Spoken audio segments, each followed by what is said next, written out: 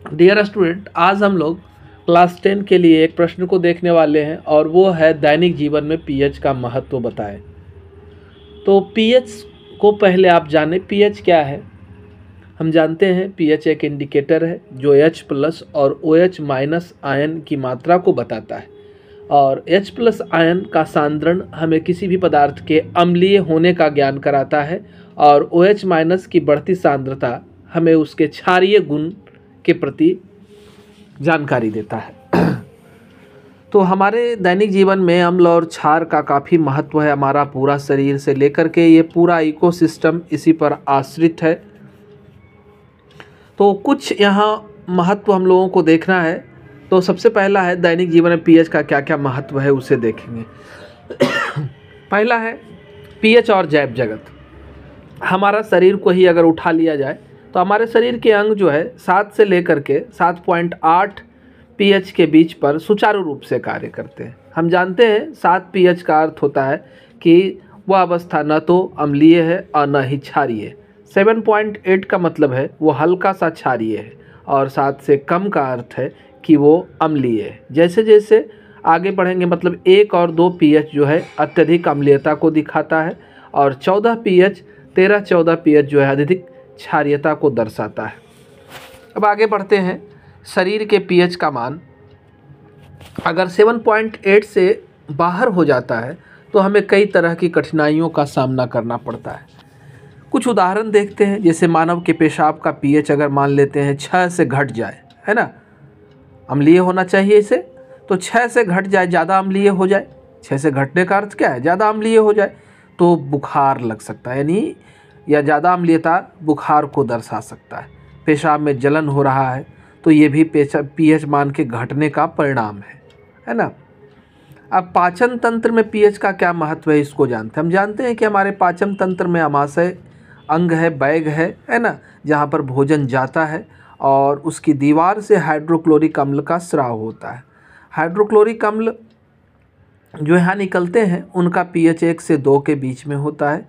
सामान्यतः 1.8 इसका पीएच होता है। ये अम्ल काफ़ी खतरनाक है। अगर यहाँ से निकाल के हमारे शरीर के दूसरे हिस्से पर पहुँचा दिया जाए तो वो गल सकता है, लेकिन पेट को नुकसान नहीं होता है, पेट सुरक्षित रहता है। क्यों भाई? तो पेट के दीवार के ऊपर म्यूकस और बाइकार्बोनेट की एक परत होती है जो उसे हाइड्रोक्लोरिक अम्ल से बचाती है। अब हाइड्रोक्लोरिक अम्ल अपना काम करेगा, भोजन का पाचन आसानी से करता रहेगा, कुछ एंजाइम को सक्रिय करने का काम करेगा, है ना।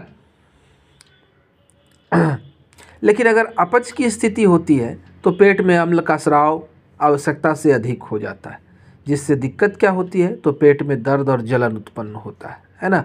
तो अगला इसका उपयोग महत्व को हम लोग देख रहे हैं। पीएच में परिवर्तन पर दांतों पर क्या प्रभाव पड़ता है। हमारा मुंह का पीएच जो है वो 5.5 से अगर कम हो जाए, है ना, सामान्यतः 6 और 7 के बीच में यहाँ का पीएच रहता है, न ज़्यादा अम्लीय, है ना, उदासीन के आसपास लगभग रहता है, तो हमारा सब मुंह ठीक रखता है। लेकिन अगर 5.5 से अगर कम पीएच होने लगेगा, है ना, तो क्या होगा, दांत के इनामिल क्षतिग्रस्त होने लगेगी। हम जानते हैं कि दांत का ऊपरी सतह है ये और काफ़ी हार्डेस्ट होता है, ये हमारे दांतों को बचाए रखने में मदद करता है। लेकिन अगर यहाँ का पीएच 5.5 से कम हो जाए तब समस्या उत्पन्न होगी। 5.5 से कम होने का कारण क्या है, तो वहाँ भोजन के कण रह जाएंगे जिससे बैक्टीरिया एक्टिव होंगे, और बैक्टीरिया उस भोजन के अवयवों को खाएंगे, बदले में वहाँ पर अम्ल का स्राव करेंगे, और जिससे लगातार यहाँ अम्लीयता बढ़ती जाएगी, है ना। इसलिए कहा जाता है कि खाने के बाद मुंह को अच्छे से साफ़ किया जाए, जिससे भोजन के कण जो है वहाँ नहीं रहे। आगे है मिट्टी का पीएच। हम जानते हैं हमारी खेती के लिए हमारी मिट्टी का पीएच मान 7 के आसपास होना चाहिए, है ना।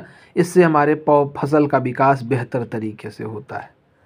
अब ये मिट्टी का पीएच कई कारणों से परिवर्तित हो सकता है। वर्षा जल, है ना, गंदे जल या अन्य कारण से मिट्टी का पीएच घट जाएगा।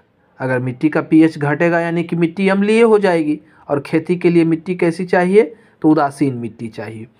तो अम्लीय अगर हो जाएगी तो हमारे फसल को नुकसान होगा, साथ में वहाँ पर बहुत सारे सूक्ष्मजीव, लाभदायक वाले सूक्ष्मजीव भी रहते हैं, तो उनको भी नुकसान होगा, वो भी नष्ट हो जाएंगे। इस कंडीशन में किसान लोग मिट्टी का पीएच चेक करवाते हैं, है ना। और अगर अम्लीयता का भास होता है, खास तौर से हमारा जो रासायनिक उर्वरक का हम लोग प्रयोग करते हैं ना, वो मिट्टी को ज़्यादा अम्लीय बनाने का काम करता है। तो यहाँ पर उस कंडीशन में हमें भास्मीय पदार्थ को मिलाया था, क्षार को मिलाएंगे। हम जानते हैं अम्ल और क्षार आपस में अभिक्रिया करेंगे तो क्या होगा, उदासीनीकरण होगा। तो इसलिए हम लोग वहाँ कली चूना, भखरा चूना, है ना, कैल्शियम कार्बोनेट वगैरह मिलाते हैं। ये सब क्षार है और अम्ल से अभिक्रिया करेंगे तो वहाँ के माध्यम को अम्लीय बना देंगे, उदासीन बना देंगे, है ना। तो इस तरह से मिट्टी के पीएच को हम लोग नियंत्रित रख सकते हैं। अब प्रकृति के द्वारा भी पीएच का नियंत्रण होते रहता है, जिससे बहुत सारा कीड़ा मकोड़ा काटता है, जैसे मधुमक्खी है, अन्य कीट है ना। अगर ये काटते हैं तो इनके डंक से हमारे शरीर में पहुंचता क्या है, तो अम्ल पहुंचता है। और इससे दिक्कत क्या होती है, तो अम्ल के जाने से चमड़े में जलन और दर्द उत्पन्न होता है। इसका इलाज क्या कर सकते हैं, अम्ल का उपाय तो एक ही चीज़ है, क्षार, है ना। तो क्षार को आप जहाँ से लाएं, या तो चूना रगड़ दीजिए, या फिर कुछ खास तरह के पौधे भी प्रकृति में पाए जाते हैं, उनके दूध को डंक वाले स्थान पर अगर लगाया जाए, है ना, तो क्या होता है कि उदासीनीकरण के वजह से उसका प्रभाव घट जाता है। तो ये आपका प्रश्न था, क्या प्रश्न था भाई, तो दैनिक जीवन में पीएच का क्या महत्व है। वीडियो पसंद आए लाइक बटन दबाएं, चैनल से जुड़े रहें, है ना, हमारे चैनल को सब्सक्राइब करें। धन्यवाद, है ना।